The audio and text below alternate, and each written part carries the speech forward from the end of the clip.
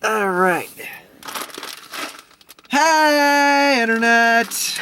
We are catching a late showing of Dracula Untold. We got in for $1 each. And, what's the other one they're still showing here? They're still showing Maleficent. I mean, the DVD version came out in November. It has been almost a year since our Indicar of that. I think it has been a year. If it is, we're off. If it isn't, we're off by a month at most. Seriously? I mean, I love Maleficent, and I'll admit I went and saw it again in December, But seriously, still? The DVD's out. If you're in Charlotte, Cinemark Theater, yeah, we love it there. 3 for 3. On Monday. But anyway, Dracula Untold. It's a mess. This movie is a mess. It is hilarious, And again, we're prefacing our review is entirely based on the fact that we got in for $1. We were not out much for this movie. Although, my opinion wouldn't have changed. It was hilarious. I probably wouldn't have been so forgiving if I'd spent more. It was ridiculous, utterly and completely and 100%. Stupid in so many ways. So we're not going to bother about spoilers for this because if you haven't seen it by now... You're probably not gonna. Or, you're going to wait for it on DVD or Netflix or... And it's not like there's a lot of big world-shaping revelations that you can't see coming a mile away. I mean, he turns into a vampire in the end. There'd be no point to the movie otherwise. The only thing I found interesting about the ending... Oh, thank you, chocolate-covered raisins. The only thing I found interesting about the ending was they completely blow over Victorian England. I thought they were in, New York or something. I thought they were in Romania present day.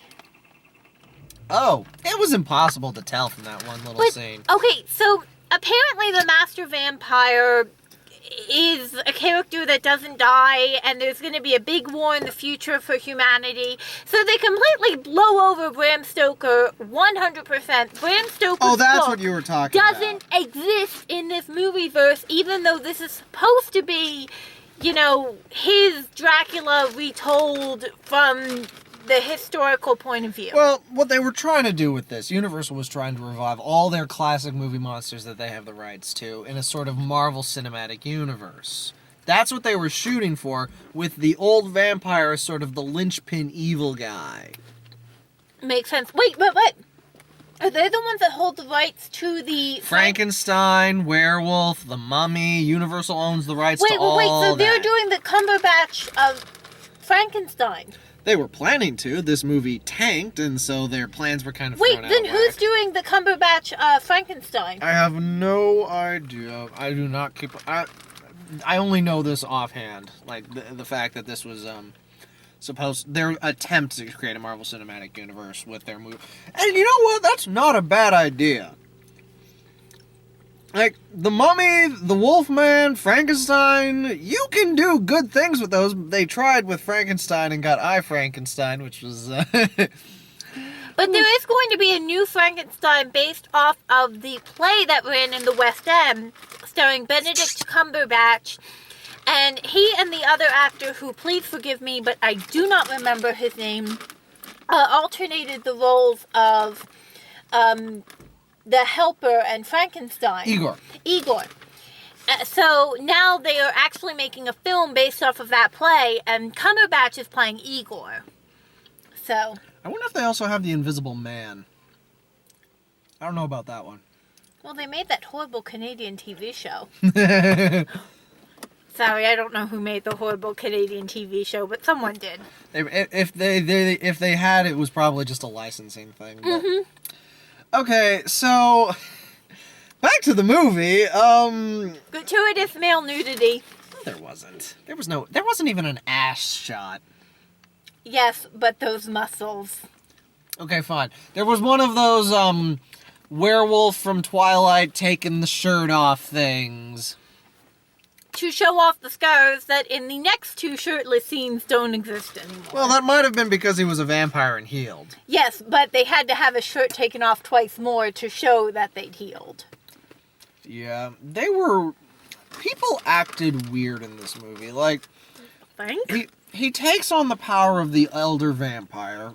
He's got a 3-day loan. And if he doesn't drink human blood over those 3 days, he gives them back up. He loses the powers after 3 days. Okay. I get why you wouldn't want to tell that to all of your subjects. Because when they found out, they tried to burn him. Remember, highly Christian society. Like, I get why you wouldn't want to tell everybody, but he tried to hide it from his wife. And then, like, when she found out, it was because he was freaking out about sunlight, and he's like, I'll show you. And he cuts open, and he starts burning in the sunlight. I'm like, you didn't have to do that. Like, you didn't have to burn your face. You could have just, like, stuck your hand in, like, a lift up. It was overly dramatic. Even better. At the cost of actions making sense. Put the silver ring in your hand and let her see it burning your skin. Yeah, that was the other stupid one. He's apparently just allergic to the presence of silver. The presence of silver weakens him. Not just touching silver, just being near it. That is, if anyone here is a mythology person watching this, feel free to correct me in my comments, but I believe that is a Persian vampire mythology. Vampires have existed in every culture of the world. My favorite are the Chinese ones that hop. The Chinese ones, there are African vampires. The African vampire is typically a woman. Fun fact about women's sexuality. Woo! The sexy women are always vampires out to kill you, obviously. But, yeah, so vampires, Bram Stoker took a piece of that, a piece of this, a dash of that, and went, good enough. I've read the original book, and I would say the original book, the most interesting element is actually the insane man who drinks animal blood. Yeah. Just because he's just nuts, and this is just the manifestation of his insanity. But it was an interesting off-play because at the same time we've got this psychologist dealing with this guy who's just nuts and drinks animals' blood. The actual vampires bamfing around town and they sort of work together but sort of fight each other. It was an interesting off-play, and I have not seen a movie that's really done that since the original Dracula. Frank Wildhorn, the guy who made the Jekyll and Hyde musical, made a Dracula musical, and Norm Lewis originated the role of the Doctor. I'm kind of in love with Norm Lewis. I'm sorry, but his voice is amazing. Does this have anything to do with my Beetle character? Yeah, he's the Doctor in the musical. But not the blood drinking insane guy. Well, no, but he's the doctor who treats him, and he's, Norm Lewis, and amazing. But no, that's actually pretty true to the Stroker one, or as true as a 2-hour musical. But anyway, there's no such character in this movie. There is one weird guy who shows up, and I feel like his scenes were added later, like really awkwardly added in later, because they have no connectivity to anything and aren't foreshadowed in the least. He just shows up and is like, "You are my master. Drink my blood. Oh no, you've almost died in the sunlight. Drink my blood, master." You know what I thought he was at first? I thought at first he was the master vampire in disguise trying to tempt him, and that would have made more sense than what happened. And in actuality, he's just some random guy. I think he foreshadowed. At first, when I thought they were going to stick to the Stoker kind of hint that this becomes a Victorian one, I thought he was going to be like the Beetle of the ancient world. Yeah, but that's why I brought him up, because he reminded me of that character from the book. He had no point. But no, his only purpose was to ensure that Dracula is not dead at the end of the movie so they can have him in the modern times. But they had to show him in the past somehow, and that scene felt really... It was out of nowhere and probably added in at the last minute by the studio. Like, it was probably not in the original script, because those scenes have nothing to do with anything in the rest of the movie. Well, it showed his temptation to drink blood. That was right after he just had a long temptation with blood. But that was with his wife and through sex. No, there was also the men around the Oh, yeah, campfire. but that was with eating and with gluttony. But he was thinking of drinking their blood. Yeah, but notice how in the film, each time he was tempted to drink blood was with one of the sins.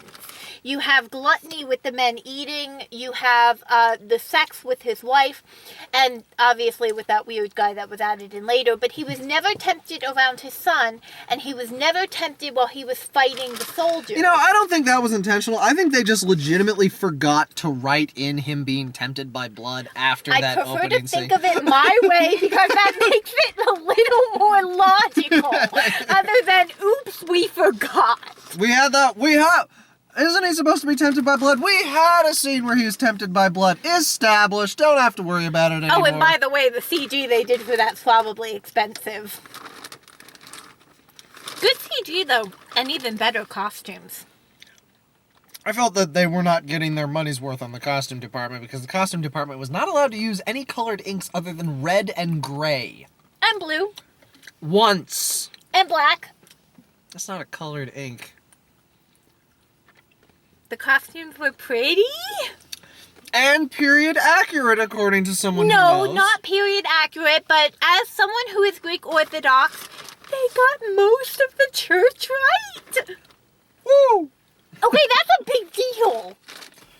It's really not. It's a big deal because they almost never get it right. So. Okay, so this movie that screwed up in so many other ways got the church vestments correct. Kind of. Mostly. There's this whole thing about... I was especially feeling this in the first fight scene. Like, in a later fight scene, he summons, like, an army of all the bats of Europe, practically. And uses those... Asia. Yeah. And uses those to attack the Turks in a really stupid way. Oh. He goes like this, Very they much form a hand, he goes mummy like hand. this, and they go... And human bang. beings fly into the air after getting hit by flying bats. No. But him using an army of bats to attack an army of humans, okay, that's cool. It's not a bad idea. Earlier, though, when he was, like, his first night as a vampire, he just walks out of the castle like a motherfucking pimp, and he starts running at the invading Turk army. Like, an entire battalion is running towards this one guy. 1,000 men. 1,000 men towards this one guy, and in hand-to-hand combat, vampire enhanced, turning into bats to get around the field, super strength, super speed combat, but still, one guy versus an entire army. It was kind of boring to watch, and all I could think was, guys, you know, you could, like, go in the castle, like, you could send some people in the castle. It was interesting, though, when they showed the battle through the sword. That was an interesting shot idea, but it was kind of stupid, too. After the third rotation of the sword, it was got like, stupid. what the hell? That being said, they spent a lot of money on CGI, and it looked really cool, but then they felt the need to wash the color out of literally, like, camera filter washed out. Not just, like, the set design. It was camera filtered out. Oh, but the best part was the entire 1,000 people, and they made a point of saying it was 1,000, are lying dead on the ground. And the Transylvanian army comes out. And the Transylvanian army is like 50 guys. Vlad turns around and says negotiations failed. And I'm going, at first... Who was this guy?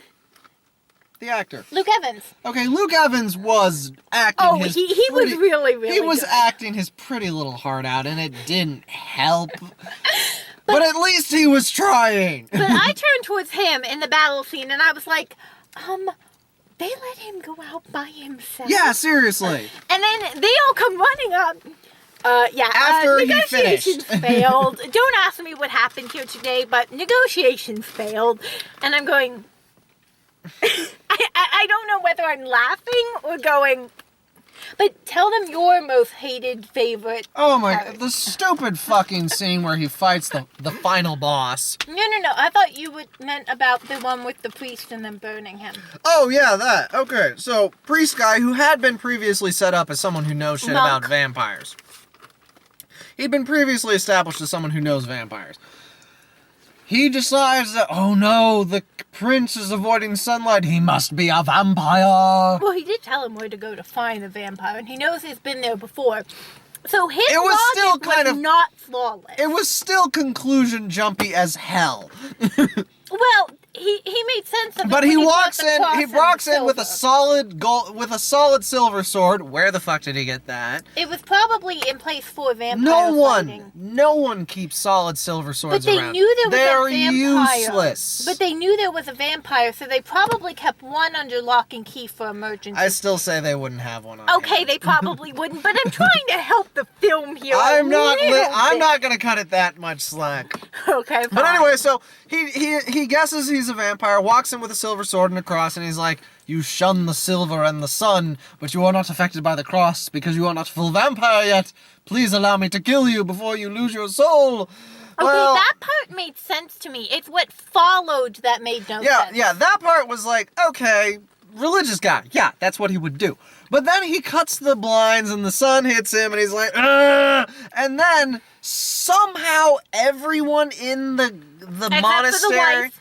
saw him go, "Ah!" and like, "Oh no!" And his like skin was flaking off. "Oh no, our ruler is a monster. We must kill him." The same ruler that saved all of your asses, not... Twice! 2 nights in a row, he saved the hell out of them from the Okay, Turks. maybe they wouldn't have known he saved them the second night. Maybe not the second night, but the first night definitely.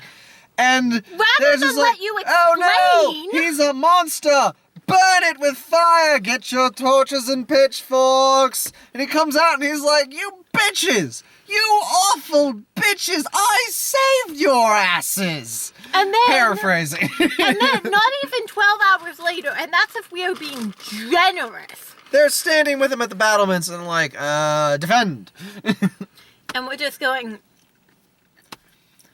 Okay, but then they made up for it with the bats and the hand thing, and it was hilarious, and we couldn't stop laughing. And then, after all his people get slaughtered because he sucked, he goes back in, and I don't know how... No, not because he sucked, because he tried to save his wife rather than... His people, yeah. I'm sorry, 21st century narratives have no place in something supposedly set in the 11th century. Yeah, you were really pissed about that with our parenting technique. I'm sorry. If you want to set something in the 11th century, you should use 11th century narratives, except to our 21st century eyes, that would be considered cruel and callous, so they can't do it. They need to maintain the sympathetic nature of their heroes. I'm an academic if you haven't figured this out That makes me already, laugh, because I just got finished playing The Last of Us. Joel, the main character you play as, he just straight up tortures people. And then when they tell him the information he wanted to know, he kills them. And I'm like, I'm not really on your side anymore, Joel. I'm not saying you have to do that. I'm just saying, a true prince in the 1100s, the 12th century, would have given his son up for the good of his people and would have had more. This would not have happened. The idea that parenthood triumphs over everything is a 21st century narrative. Yeah. And then, okay, so all his people get slaughtered, and they all seem to not be dead yet. Like they've all been stabbed, and They're the 90% dead. The Turks were like, "Ugh, all right, that's good enough. Let's go." They're 90% dead. One stab, let's go. He'll bleed out. No, they wouldn't do that. And we killed the women goes rather in. than capturing them. Yeah, they just killed the women. They wouldn't do that either. These are soldiers. Soldiers who just got their asses handed to them by bats. They want some rape and pillage. Actually, it was a common idea to capture the women and make them part of your army and make them your wives, typically concubines. You're traveling prostitutes for free. They called them wives. Traveling gave them free some prostitutes. idea of status within the military, but anyway, so they just left most of his subjects there to bleed out, so he goes around and feeds them all his blood, which is how he makes more vampires. So for the last battle, he comes in with like 20 vampires on his side. closer to 30, I think. Yeah. It was a lot more than probably should have been left to bleed out. Including women. Which, honestly, was kind of cool. Like, because they all do the bat flappy thing, and they all punch people until their spleens rupture. And most have female vampires more so than male vampires. So because, nice of course, see. Vampires are almost always a sexual metaphor. And women's sexuality, say it with me, people, is bad. Oh, Hollywood. Well, technically culture. Humans. Just humans in general. We have only recently, in certain countries, started coming to terms with women wanting sex is okay. Go on Tumblr. Actually, there's a lot of women on Tumblr. Like, a lot. And there's a lot of manism on Tumblr. No, they've, for the most part, moved to different sectors of the internet. Oh, have they? So Tumblr's safe again? No, Tumblr's now infected by, like, the hyper-feminists who hate men.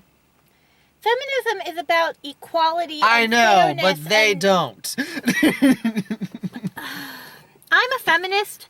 I believe in equality and a safer world for everyone, male or female. I prefer the term humanist at this point, although Yeah. feminism certainly has its place in other countries. I think we're pretty close to good here. I hope we're close to good here. We're pretty damn close. I don't think we need to expressly... Oh, wow, your radio's on. Oh, is it? Huh.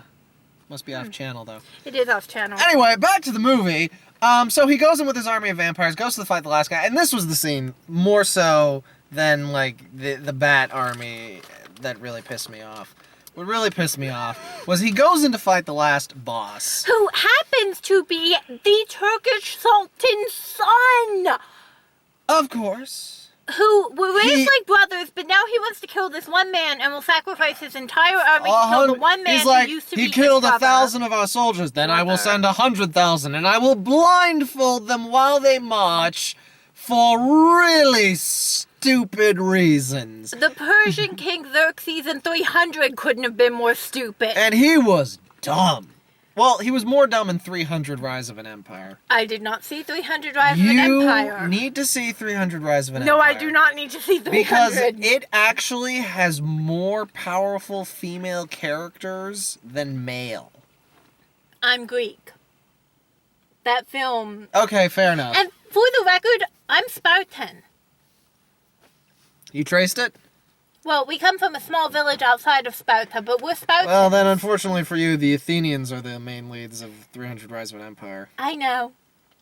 No, but really, speaking from a point of view of women's studies and, like, literature, it is very interesting that 300, one of the single most male things ever, had a sequel that featured, of its 3 main characters, 2 powerful women who were in charge. But one of the women was a queen, and she did fall in love with a Greek. Yes, but the other one was a woman who was raped and used as a slave and then worked her way up to being commander of these Persian navy who practically ran the country from behind Xerxes.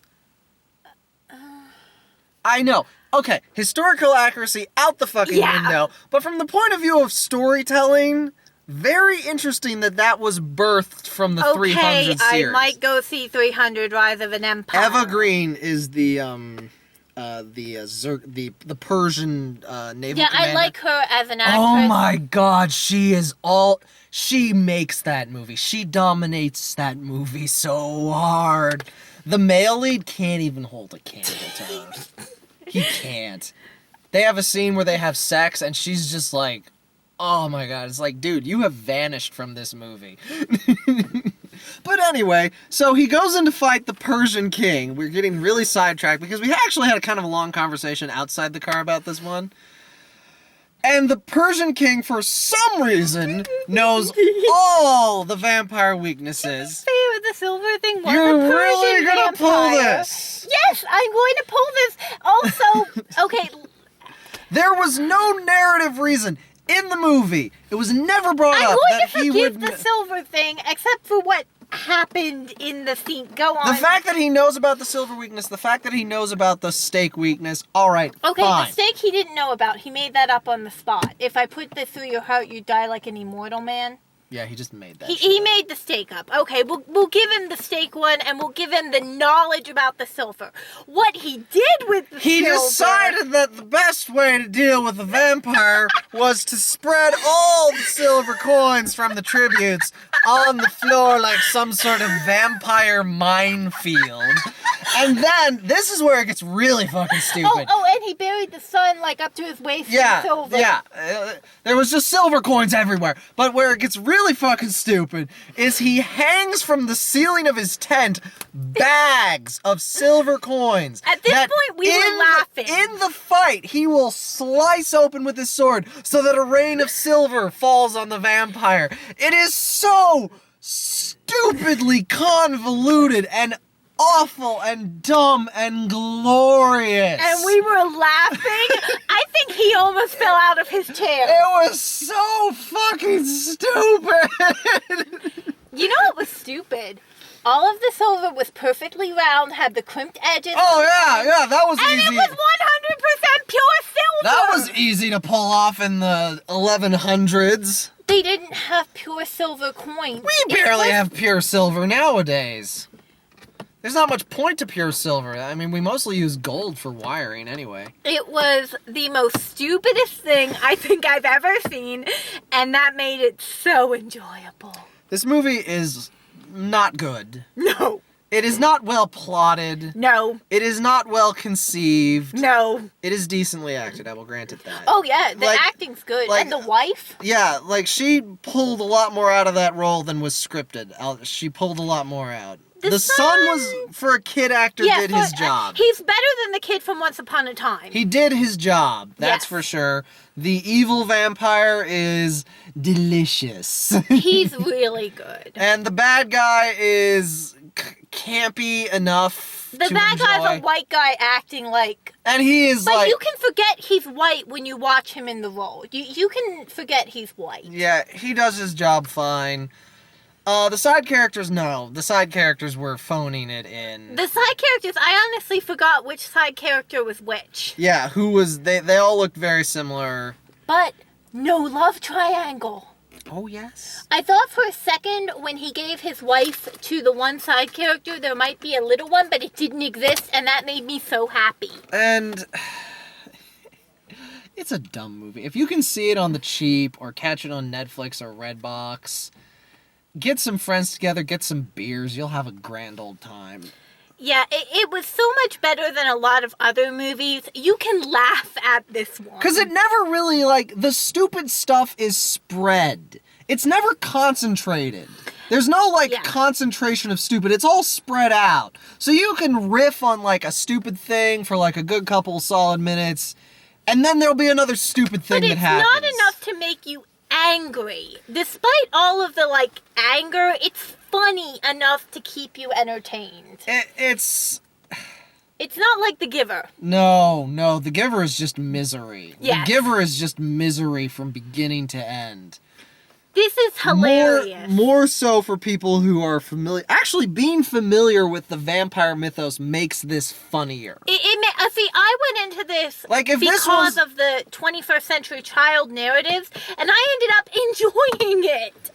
If this was your first ever exposure to the vampire mythos, you would think, what's the big deal? You would think, what is the big deal? But knowing vampire stories, knowing good vampire stories, we thought this was hilarious. And knowing vampire history, it became even funnier. I can't recommend you go see this, but I can recommend you see it if you can see it for free. If you can cheap. Yeah, I mean, I will never watch this again. I might watch it again if it's on TV. It's how I feel about Constantine. Not Constantine, Van Helsing. I was going to say, Constantine has, some legitimately really good moments. I didn't like Constantine. There are some, really legitimately good moments. The film, not the movie. TV show Constantine. But anyway. The show I was really underwhelmed by. I'm scared of things popping out at me, so I was too scared to watch that show based on how Sleepy Hollow went. But anyway, Van Helsing starring Hugh Jackman, I love that film because it's so stupid. So dumb. But, every so often when it's on TV, I'll record it and I'll just pop it on when, my British shows are off the air. Yeah, I did that recently with Wolverine Origins. The one where Hugh Jackman as Wolverine goes to Japan. Oh, I did not watch that. That was on TV, and I was like, hell yeah, I'll watch this on TV. I was like, yep, this is as dumb as I thought it would be. But Hugh Jackman was all over that movie. Hugh Jackman the hell out of it. A lot of shirtless Hugh Jackman. I love Hugh Jackman. And the guy can sing. Oh no, Hugh Jackman is great. Like, legitimately good. Yeah, he's amazing. I adore Hugh Jackman. He can sing, he can dance, he can act. I've heard he's a really kind person. You know, if you ever get to meet him. Oh, and also we didn't get any previews. Because I guess the Dollar Theater doesn't do previews. So, no, they do previews. I guess this time they just didn't have them. Yeah. This was a film projector. We could hear it go. Yeah. It was weird. I haven't heard that in a while. Which says a lot about where movies are going. That's probably why there wasn't any previews. Possibly, yeah. I guess they didn't ship any. Mm-hmm. Who knows? End of the week, probably going to be 50 Shades of Grey for me. Probably. I've got a job again, so we'll see how my schedule turns out for this week. But totally looking forward to that for all the wrong reasons. I'm skipping that one on moral grounds, but I wish you the best of luck with that. I have to hear your running commentary. Half the reason I'm going to see that this week is because I want to see it when all the couples are going to see it. I want to watch the audience to a certain degree. I want to feel either their disappointment or their enjoyment.